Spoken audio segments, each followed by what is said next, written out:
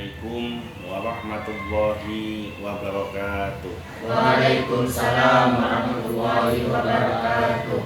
Alhamdulillah wassalatu wassalamu ala Rasulillah Sayyidina Muhammad ibni Abdillah wa ala alihi wa sahbihi wa mawalah, amma ba'du.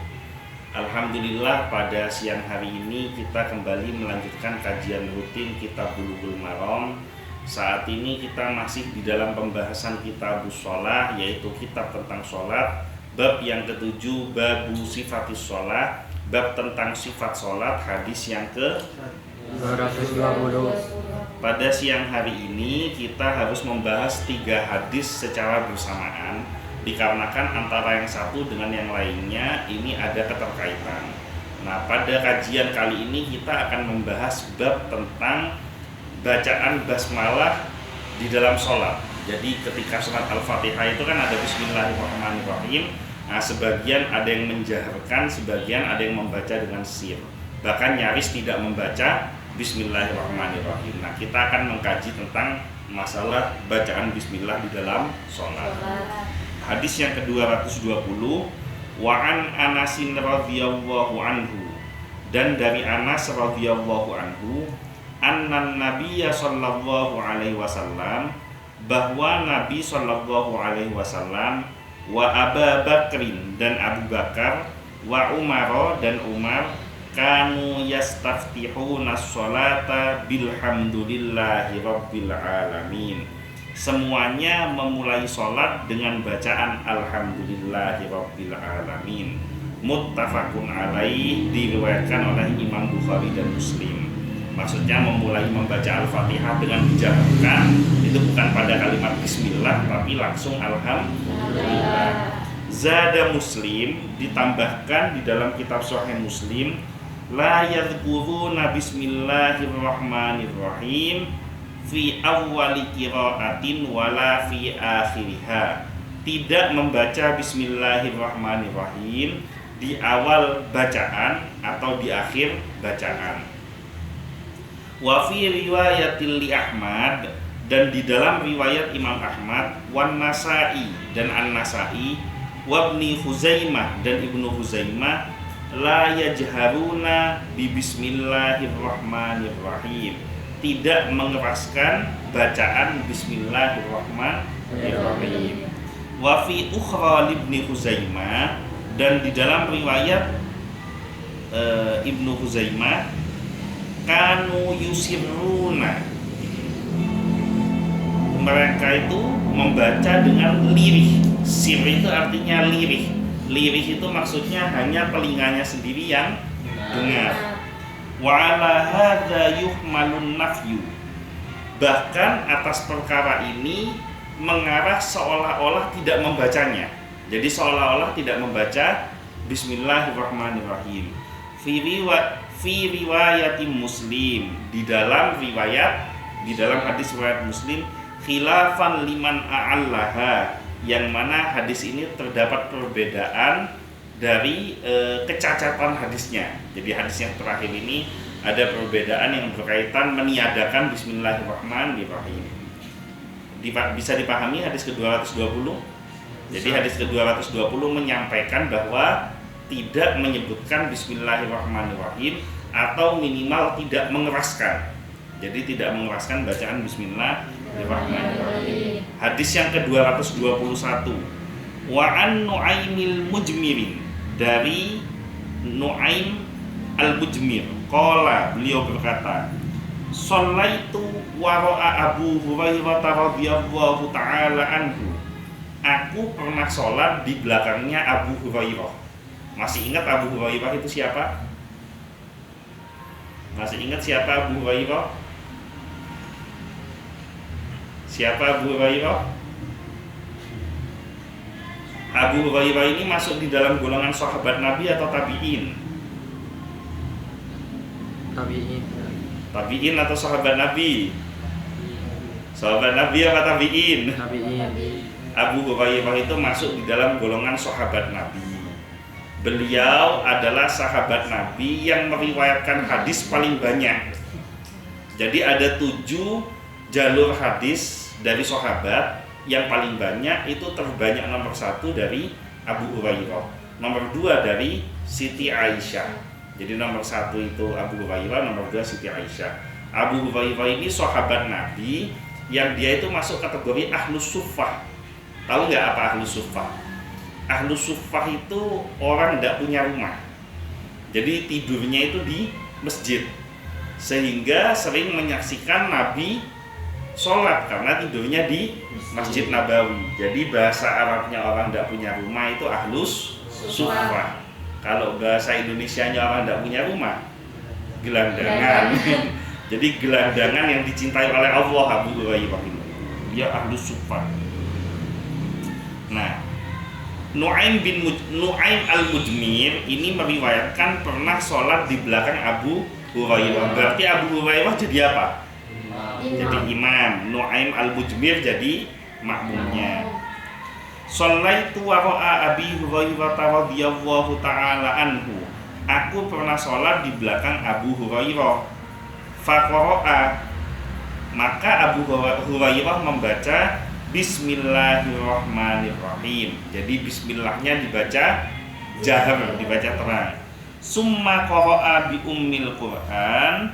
Kemudian beliau melanjutkan dengan membaca Ummul Quran, yaitu Al-Fatihah. Hatta idza balagha waladhdallin, hingga ketika sampai pada kata waladhdallin, qala, mereka menjawab amin.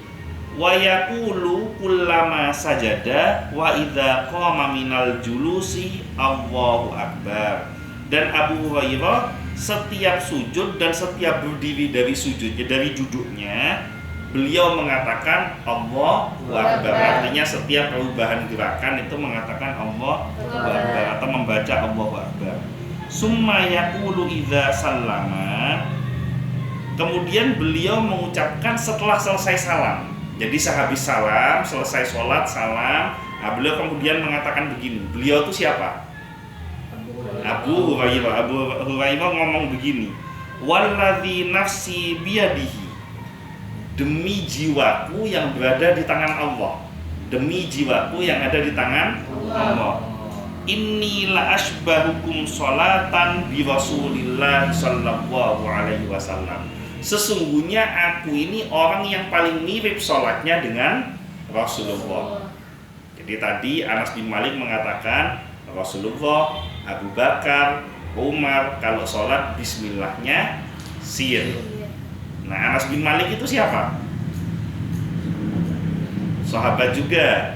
Nah, kalau tadi Abu Hurairah Ahlus Suffah, tinggalnya di masjid sehingga sering menyaksikan Rasulullah sholat di masjid. Anas bin Malik ini adalah khadimu Rasulullah, pelayannya Rasulullah, pembantunya Rasulullah yang tinggal di rumah Rasulullah bersama dengan Rasulullah, sehingga sering menyaksikan Rasulullah sholat. Jadi kedua sahabat ini sama-sama pernah menyaksikan, bahkan sering menyaksikan Rasulullah sholat. Nah, Anas mengatakan bahwa Rasulullah, Abu Bakar, Umar kalau sholat bismillahnya sir, tidak keras. Tapi Abu Hurairah mengatakan ketika beliau sholat, beliau bismillahnya jahar. Nah, dan beliau mengatakan aku adalah orang yang paling mirip sholatnya dengan Rasulullah. Pertanyaannya sekarang, dua-duanya bertolak belakang atau tidak? Bertolak belakang. Pertanyaan selanjutnya, mungkinkah di antara keduanya ada yang berbohong? Mungkinkah di antara keduanya ada yang berbohong? Kamu kalau mengatakan sahabat Nabi berbohong, masuk neraka kamu. Mungkinkah seorang sahabat Nabi ada yang berbohong? Tidak mungkin, apalagi menyangkut apa ibadah yang ditunjukkan oleh Rasulullah. Jadi jangan mengatakan ini ada salah satu yang bohong. Nanti kita bahas syarahnya. Bertolak belakang, ya, tapi dua-duanya dari sahabat Nabi dan dua-duanya sanadnya sahih, bisa diterima dengan baik gitu loh. Dan dua-duanya benar-benar menyaksikan Rasulullah sholat gitu, sesuai dengan pandangannya masing-masing. Kita lanjutkan. Hadis yang ke-222. Nah, tadi rawahun Nasa'i, diriwayatkan oleh Imam An-Nasa'i, wa Ibnu Khuzaimah dan Ibnu Khuzaimah. Kita masuk di hadis ke-222. Wa an Abi Hurairah radhiyallahu anhu qala, dan dari Abu Hurairah radhiyallahu anhu beliau berkata, qala Rasulullah sallallahu alaihi wasallam, telah bersabda Rasulullah sallallahu alaihi wasallam, idza qara'tumul Fatihatu, apabila kamu membaca surat Al-Fatihah, faqra'u bismillahirrahmanirrahim, maka bacalah bismillahirrahmanirrahim. Fa innaha, karena sesungguhnya bismillahirrahmanirrahim itu ihda ayatiha, salah satu dari ayat yang terdapat pada surat Al-Fatihah. Rawahu Daruqutni, diriwayatkan oleh Ad-Daruqutni, wa sawwaba waqfahu, dan beliau menilai hadis ini mauquf. Apa itu hadis mauquf? Nah, lupa lagi. Ada hadis marfu, ada hadis mauquf. Hadis mauquf itu adalah hadis yang disandarkan kepada sahabat, entah sanadnya bersambung atau tidak kepada Rasulullah. Itu namanya mauquf. Tapi kalau marfu, hadis itu benar-benar disandarkan kepada Rasulullah. Kalau mauquf, penyandarannya kepada sahabat, nah entah ini sanadnya nyampe atau tidak Rasulullah, tapi sandarannya kepada sahabat. Kita lanjutkan pada syarahnya. Para ulama berselisih pendapat mengenai hukum jahar basmalah dalam sholat. Ada 3 pendapat. Pendapat yang pertama, menjaharkan basmalah tidak disyariatkan. Basmalah hanya dibaca sir sebelum Al-Fatihah. Jadi baca bismillah dengan kencang itu tidak disyariatkan. Bukan tidak dibolehkan, tidak disyariatkan, tapi dibaca sir saja. Dalilnya adalah hadis Anas yang disebutkan di atas. Jadi dalil yang pertama tadi, hadis ke-220. Nah, pendapat ini dianut oleh Ashabul Ra'yi dan Imam Ahmad. Ashabul Ra'yi itu artinya pengikutnya Imam Abu Hanifah atau Imam Hanafi. Pendapat yang kedua, membaca basmalah itu jahar. Jadi yang pertama tadi, sir tidak disyariatkan untuk dibaca keras. Pendapat yang kedua, baca basmalah itu keras, jahar. Dalilnya adalah hadis Nu'aim al-Mujmir yang tadi sholat di belakang Abu Hurairah. Inilah dalil yang terkuat dalam pendapat ini. Yang menganut pendapat ini adalah Imam Syafi'i dan pengikutnya. Jadi kalau yang pertama tadi Imam Ahmad dan Imam Hanafi, nah yang kedua bismillah dengan jahar itu Imam Syafi'i. Yang ketiga, memilih di antara keduanya, antara jahar atau sir. Inilah pendapat dari Ishaq bin Rahuyah dan Ibnu Hazm. Seakan-akan pendapat ini ingin mengamalkan 2 dalil yang berbeda yang menunjukkan jahar dan sir.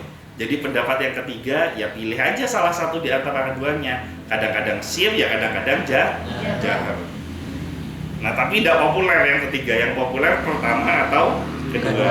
Kita lanjutkan syarah yang kedua. Hadis yang menunjukkan pelajaran mengenai basmalah, apakah bagian dari surat Al-Fatihah ataukah tidak? Jadi hadis yang terakhir tadi ya, apakah basmalah itu masuk di bagian ayat Al-Fatihah atau tidak? Pendapat pertama menyatakan bahwa basmalah adalah ayat dari Al-Fatihah. Ini pendapat yang pertama. Inilah pendapat Qori dan fuqaha Makkah dan Kufah. Pendapat Imam Syafi'i dan Syafi'iyah, riwayat dari Imam Ahmad dipilih oleh sebagian ulama Hambali. Jadi Bismillahirrahmanirrahim ini masuk ayat Al-Fatihah atau tidak, ini ikhtilaf juga, ada perbedaan pendapat. Pendapat yang kedua menyatakan bahwa basmalah bukan ayat dari surat Al-Fatihah dan ayat dari surat lainnya. Basmalah adalah ayat yang berdiri sendiri. Ayat tersebut ditulis untuk tujuan fasl, pemisah, tabarruk untuk meraih berkah, dan ibtidak memulai bacaan, kecuali memulai surat Baro'ah atau surat At-Taubah itu tanpa basmalah. Jadi pendapat yang kedua, basmalah itu bukan bagian dari Al-Fatihah, sebagaimana basmalah itu bukan bagian dari ayat-ayat yang lainnya, dari surat-surat yang lainnya. Basmalah itu tujuannya yang pertama untuk faslun, pemisah antara satu surat ke surat berikutnya. Kemudian tujuan dari basmalah adalah tabarruk, meraih berkah dari bacaan Quran yang dibaca Kemudian yang ketiga, tujuan dari basmalah adalah ibtidah, memulai bacaan. Jadi tiap membaca Al-Quran, mulailah dengan membaca Bismillahirrahmanirrahim atau basmalah, kecuali memulai surat Al-Baro'ah atau At-Taubah. Jadi At-Taubah haram membaca Bismillah di awal. Tapi kalau di tengah ayat, misalkan kamu ngaji At-Taubah ayat 1 sampai 10, jangan baca basmalah. Ta'awud aja, a'udzubillahi minasyaitonirrajim, atau baca ta'awud yang kecil di pinggir Quran tuh kadang-kadang ada. Kalau itu nggak ada, baca a'udzubillahi minasyaitonirrajim aja kalau misal nggak hafal. Nah, ketika nyampe di ayat ke-10 berhenti, nanti mau lanjut ayat 11, sunnahnya tetap nggak baca bismillah. Jadi ta'awud langsung baca ayat At-Taubah. Nah, tapi kalau seandainya baca bismillah gimana? Makruh, tidak sampai derajat haram. Saya lanjutkan. Catatan faedah dari madhab Syafi'i. Membaca seluruh ayat dalam surat Al-Fatihah termasuk basmalah, ini termasuk pendapat madhab Syafi'i. Hal ini berlaku juga untuk semua surat dalam Al-Quran kecuali surat Baro'ah atau At-Taubah. Jadi membaca seluruh ayat dalam surat Al-Fatihah termasuk basmalah adalah pendapat dari madhab Imam Syafi'i. Bahkan seluruh ayat Al-Quran kecuali At-Taubah. Nah, ada catatan, kalau mau memulai membaca surat lainnya, diperintahkan memulainya dengan basmalah. Untuk surat At-Taubah, haram membaca basmalah di awalnya dan makruh dibaca di pertengahannya menurut Ibnu Hajar Al-Haytami. Sedangkan menurut Imam Ar-Ramli, ia menyatakan membaca basmalah itu makruh di awal At-Taubah dan sunnah di pertengahannya. Ingat ya, Ibnu Al-Hafidh, Ibnu Hajar Al-Haytami menyatakan di awal haram, di tengah makruh. Kemudian Imam Ar-Ramli mengatakan di awal makruh, di tengah sunnah. Nah, terserah mau pilih yang mana. Kalau saya lebih condong kepada Ibnu Hajar Al-Haytami. Jadi di awal haram, di tengah makruh. Surat lainnya selain At-Taubah disunnahkan membaca basmalah saat mulai membaca di tengah surat. Hal ini menjadi pendapat Ba'ishin, penulis Bushrul Karim. Jadi selain At-Taubah disunnahkan membaca basmalah meskipun mulainya dibaca dari tengah. Hal ini berbeda seperti yang dikatakan dalam kitab Bughayatul Mustarsyidin, bahwa para ulama berbeda pendapat mengenai disunnahkannya membaca basmalah ketika membaca dari pertengahan surat. Ulama salaf kami dan para fuqaha menyatakan basmalah hanyalah dibaca di awal surat saja, itulah yang lebih tepat. Itu ikhtilafnya, ikhtilaf yang berkaitan dengan basmalah dibaca di tengah Al-Quran, di tengah surat. Ada yang mengatakan sunnah baca bismillah, ada yang mengatakan lebih bagus nggak usah Bismillah. Ta'awud langsung ayat. Menyesuaikan diri lebih baik. Syekh Muhammad bin Abdul Wahhab dalam Ad-Durar As-Saniyah fil Ajwibah An-Najdiyah halaman 12 cetakan kedua tahun 1433 Hijriah.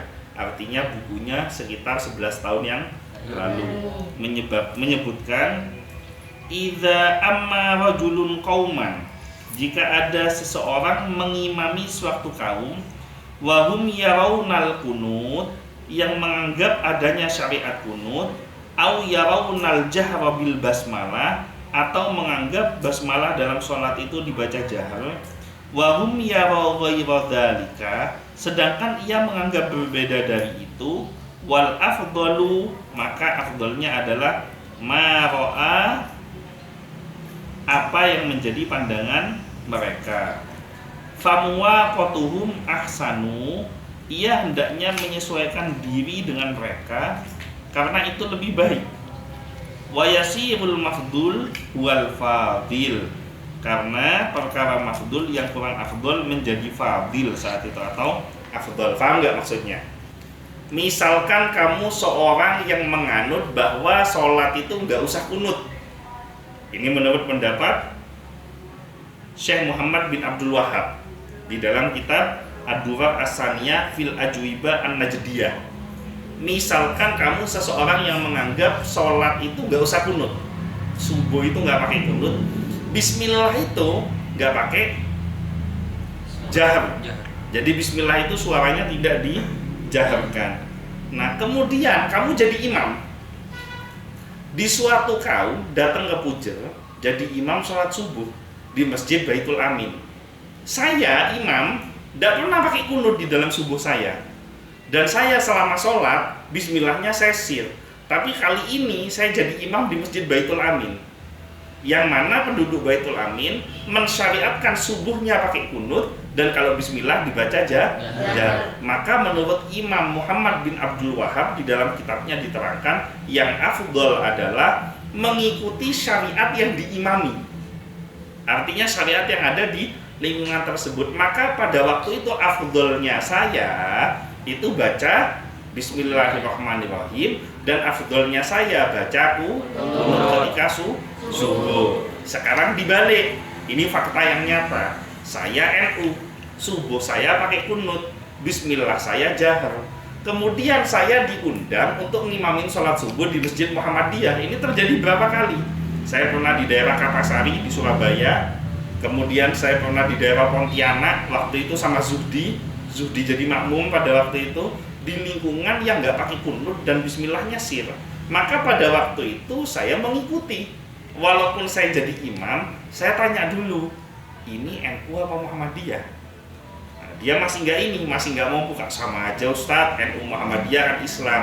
Oke, nggak apa-apa, saya tahu kalau sama NU sama Muhammadiyah Islam. Tapi ini masalahnya kan lagi mau sholat, jangan sampai jadi fitnah. Maka saya tanyakan pertanyaan selanjutnya, di sini biasanya senengnya pakai kunut apa enggak? Saya rubah pertanyaannya, senengnya pakai kunut apa enggak? Ketika jawab enggak pakai kunut, maka bismillahnya pasti sir, nggak mungkin jahar. Maka ketika saya jadi imam, saya nggak menjaharkan bismillah dan saya tidak membaca kunut ketika subuh bersama mereka. Dan itu afdol, lebih baik menyesuaikan diri dengan lingkungan yang ada, karena ikhtilafnya bukan berkaitan dengan akidah dan syariat, tapi ikhtilafnya itu kan berkaitan dengan rukun-rukun sunnahnya saja, berkaitan dengan sunnahnya saja yang menjadi ikhtilaf. Kecuali kalau ikhtilafnya di sana subuhnya ada pakai Al-Fatihah misalkan, nah itu nggak bisa, harus diluruskan. Tapi kalau subuhnya nggak pakai kunut, ya tetap ya nggak masalah. Atau mungkin di daerah mana sujudnya cuma sekali bukan 2 kali, ya itu harus dibenarkan. Ada pertanyaan sampai sini? Gak ada. Mudah-mudahan semua sehat, panjang umur, selamat dunia akhirat, mendapatkan syafaat dari Nabi Muhammad SAW. Al-Fatihah.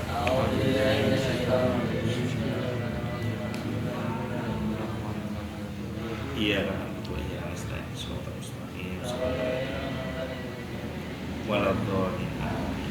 mungkin itu saja yang bisa saya sampaikan, kurang lebihnya mohon maaf. Wallahul muwaffiq ila aqwamit thoriq, wabillahi taufiq wal hidayah. Wassalamualaikum warahmatullahi wabarakatuh.